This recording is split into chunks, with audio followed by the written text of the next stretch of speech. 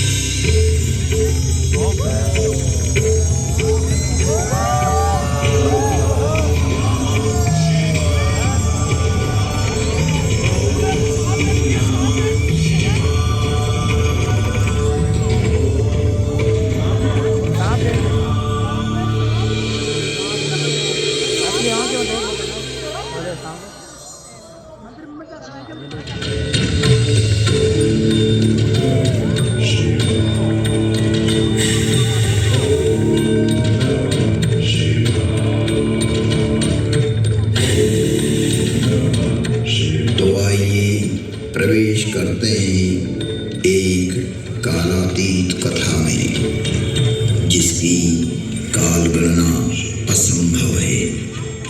घटना युगों पहले की है कि जब अनेक अंतरिक्षों में अनेक ग्रहों पर उद्भव, पालन और संहार हो रहा था।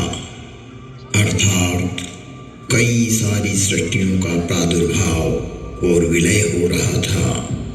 कई वहाँ की सभ्यताएं विकसित हो रही थी तो कोई नष्ट हो रही थी, और वर्तमान में भी यही क्रम अनंत कालों से चल रहा है और अनंत कल्प कल्पांतरों तक चलता ही रहेगा। यह अंतहीन क्रम है, परंतु यह घटना इस पृथ्वी नामक ग्रह की है कि जब यहाँ सब कुछ निशब्द था, समस्त पृथ्वी जल आप्लावित थी, तभी भगवान विष्णु ने वराह रूप धारण कर पृथ्वी के कुछ भाग को जल से बाहर निकाला, जिससे कालांतर में इस पृथ्वी पर जीव पनपने लगा। और एक बड़ी काल गणना के बाद यहाँ मानव पैदा हुआ, किंतु उसे किसी प्रकार का बोध नहीं था, किसी भी प्रकार की अभिव्यक्ति की समझ नहीं थी। ना तो उस समय शब्द था, ना कोई वर्णाक्षर। चराचर जीव जगत अपने अपने समूह में एक मूक दृष्टि से एक दूसरे को निहारते थे, लेकिन कुछ भी अभिव्यक्ति नहीं कर सकते थे। चारों तरफ इस पृथ्वी पर सन्नाटा ही सन्नाटा था। प्राकृतिक स्वरों, ध्वनियों के अतिरिक्त यह पृथ्वी निशब्द थी। ऐसे कई युग बीत गए कि अचानक ब्रह्मा को विचार आया कि पृथ्वी का निर्माण हो चुका है। विष्णु ने अपनी व्यवस्था भी व्यापित कर दी है, लेकिन शब्द की उत्पत्ति कौन करेगा? बिना वाणी अभिव्यक्ति कैसे हो पाएगी? जब ब्रह्मा और विष्णु को प्रेरणा हुई कि देवों के देव महादेव ही इस सृष्टि में शब्द की स्थापना कर सकते हैं,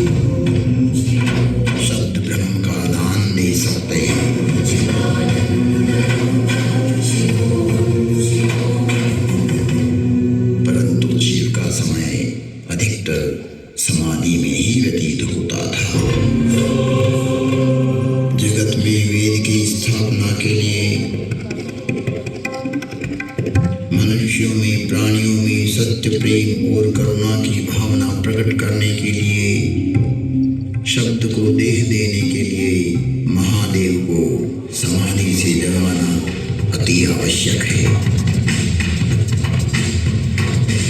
जब ब्रह्मा, विष्णु और सारे देवताओं ने महर्षि पाणिनि को प्रेरणा की कि वो महादेव को प्रसन्न कर जगत में शब्द प्रकट करने की प्रार्थना करें।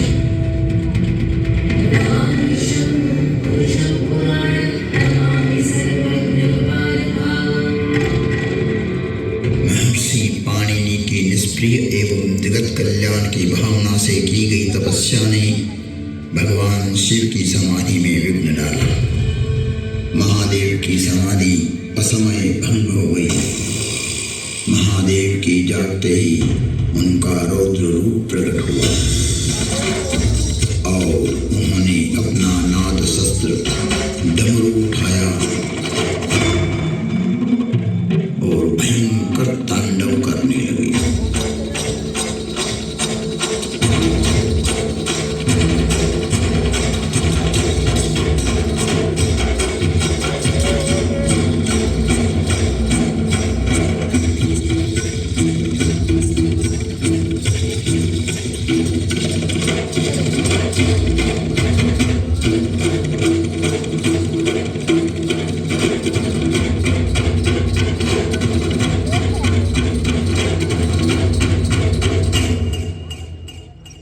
इतना भयंकर तांडव किया कि पृथ्वी हिलने लगी, आकाश में बिजलियां कौंधने लगी। पृथ्वी को हिलते देख ब्रह्मा ने सोचा कहीं प्रलय की वेला तो नहीं आ गई। चारों तरफ समुद्र में उफान आ रहा था। हवाएं चक्रवात का रूप लेकर आकाश की ओर बढ़ रही थी। पूरी पृथ्वी अपनी दूरी पर ऐसे डोलने लगी मानो पृथ्वी समुद्र पर तैर रही हो। तब महादेव ने अपना डमरू बजाया और असमय समाधि में हुए विघ्न के कारण तांडव करते हुए मानो अपने इस नाद से संसार को बधिर कर देंगे, इस सृष्टि को समाप्त कर देंगे और उसकी तीव्रता को प्रकट करते हुए प्रचंड एवं भीषण गणगोर ध्वनियां पैदा करते हुए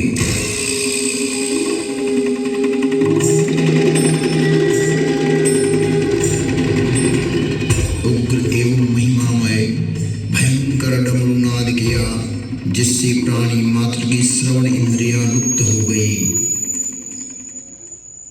नाद इतना भयावह था कि प्राणी मात्र के कर्ण भेद हो गए। कुछ काल के लिए यह स्थिति बन गई। महादेव तांडव करते हुए अपने उग्र नाद वाद्य से कुछ ऐसी शाब्दिक रचना की जो आज इस भूमंडल पर शब्द और श्रवण का कारण है, जिसे महर्षि पाणिनि ने अवरुद्ध हुई अपनी श्रवण इंद्रियां पुनः जागृत होने पर शब्दों में पिरोया। जगत कल्याण के लिए महादेव की प्रेरणा से नाद वाद्य से निकली हुई ध्वनियां जो आज इस संसार में व्याप्त है। इस भूमंडल पर कोई भी व्यक्ति किसी भी भाषा में अपनी अभिव्यक्ति करता हो, उसका उद्गम स्रोत महादेव का डमरू ही है। और वो डमरू इस प्रकार बोला, ऐं ऋ ऋ ऐं ऐं हयवरट लं यमगणनं जभय गणदश जब गणदश खपचटत चटत कपय शशर हल।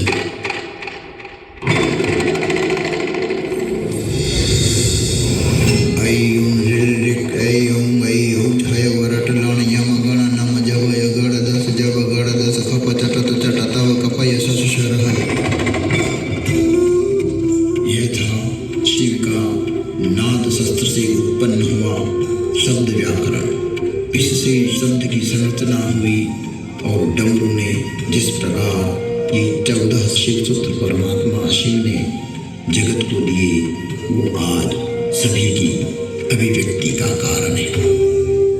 इति माहेश्वराणि सूत्राणि अनादि संज्ञार्थानि ऐसा मंत्या इतः हकारादि स्वकार उच्चारणार्थ लणमध्येपि तत्संज्ञकः। शिव के नाद तांडव के बाद संज्ञा, संधि, ओष्ठ, जिह्वा, कंठ, नासिका, पुल्लिंग, स्त्रीलिंग, नपुंसकलिंग आदि आदि वर्णों की उत्पत्ति के स्थान तय हुए। वाणी में व्यापकता आई, वाणी की श्रेणियां निर्धारित हुई, वर्ण का लिंग तय हुआ। मुख और नासिका से एक साथ उच्चारित होने वाले वर्णों की उत्पत्ति हुई, जो लघु सिद्धांत कौमुदी में संक्षिप्त रूप से वर्णित है, जिसका विस्तार सिद्धांत कौमुदी में प्रतिपादित हुआ है, जिसे हम अल्प समय में अभिव्यक्त नहीं कर सकते। शिव के निनाद तांडव के उपरांत महर्षि पाणिनि ने शब्द की रचना की और अक्षर को रूप देने के लिए प्रथम प्रार्थना की। नत्वां सरस्वतीं देवीं शुद्धां गुण्यां करोम्यहं पाणिनीय प्रवेशाय लघु सिद्धांत कौमुदी। महर्षि पाणिनि ने विनय कर लघु सिद्धांत कौमुदी की रचना की, जो आज इस जगत में सर्व भाषाओं का मूल है, जो कि सनातन है, शाश्वत है। नृत्यावसाने नटराजराजः ननादढक्वां नवपञ्चवारम् उद्वर्तुकामादि सनकादि सिद्धे एतद्विमर्शे शिवसूत्रजाले। तुम त्रिभुवन गुरुवेद बखाना, आन जीव पावर का जाना, विश्वनाथ ममनाथ पुरारी, त्रिभुवन महिमा विदित तुम्हारी।